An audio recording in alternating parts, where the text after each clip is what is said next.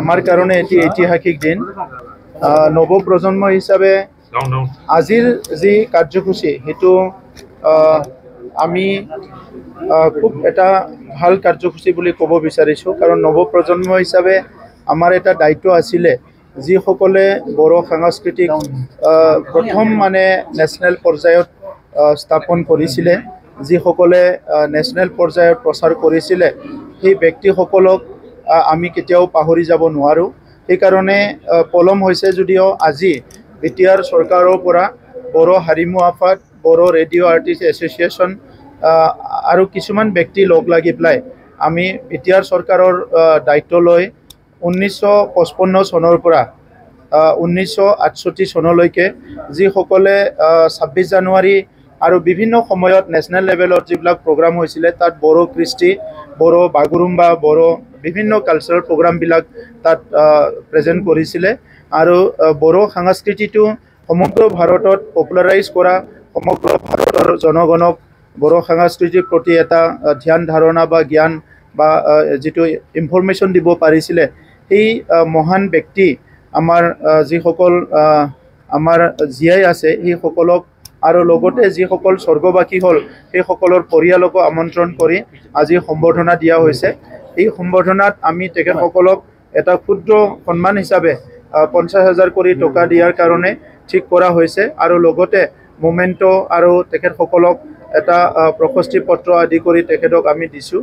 আৰু তেখেতসকলে যিহেতু বড়ো সংস্কৃতিৰ প্ৰথম শ্ৰেণীৰ আমাৰ দায়িত্ব লোৱা আমাৰ নেতৃত্বত দিয়া ব্যক্তিসকল, সেইসকলৰ অনাগত দিনত যাতে তেখেতসকলৰ নামটো চিৰস্থায়ী কৰিব পাৰে, সেইকাৰণে বড়োফা কালচাৰেল কমপ্লেক্সত আমি 25 ফুট ওখ ডাঙৰ এটা পিলাৰ ইয়াতে নিৰ্মাণ কৰি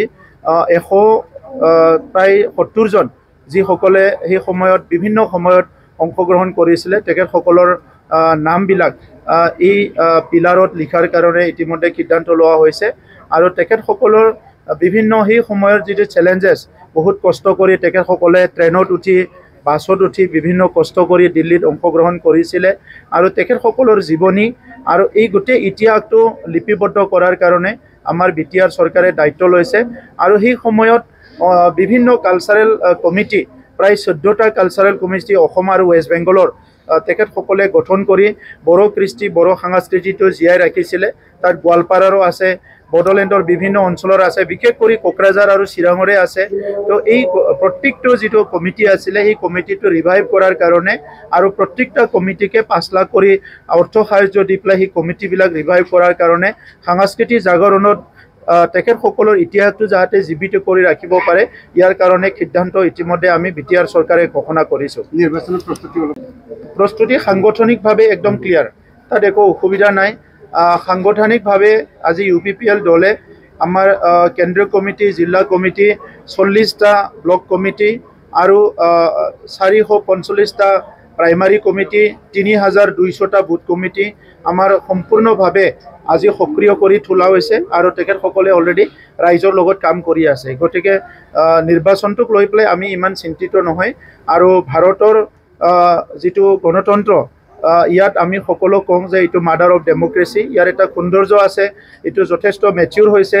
সেইকাৰণে ভাৰতৰ আমাৰ নিৰ্বাচন আয়োগে বা অসমৰ নিৰ্বাচন আয়োগে নিৰ্বাচনৰ কাৰণে 1 মাহ সময় বান্ধি থোৱা হয়, য'ত নেকি আমি নিৰ্বাচন প্ৰচাৰ কৰোঁ, নিৰ্বাচনৰ কাৰণে কাম কাজ কৰোঁ। গতিকে ছেপ্টেম্বৰ মাহত ইলেকশ্যন হ'লে আগষ্টৰ পৰা নিৰ্বাচনী বিভিন্ন কাম কাজবিলাক হ'ব।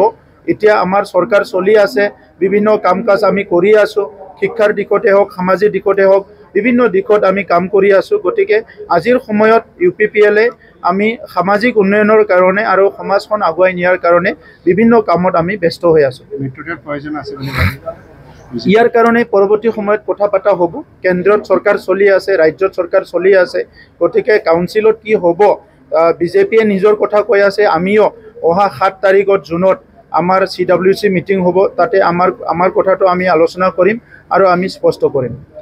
फरायसाफोरनि थाखाय मोनसे फोसावथाय सोलोंथाइ बोसोर 2025-26 नि फरायसाफोरनि थाखाय गोदानै मुं थिसननाया दासान्दि सापागुरिनि डन बस्क' डिग्री कलेजाव सोलिगासिनो।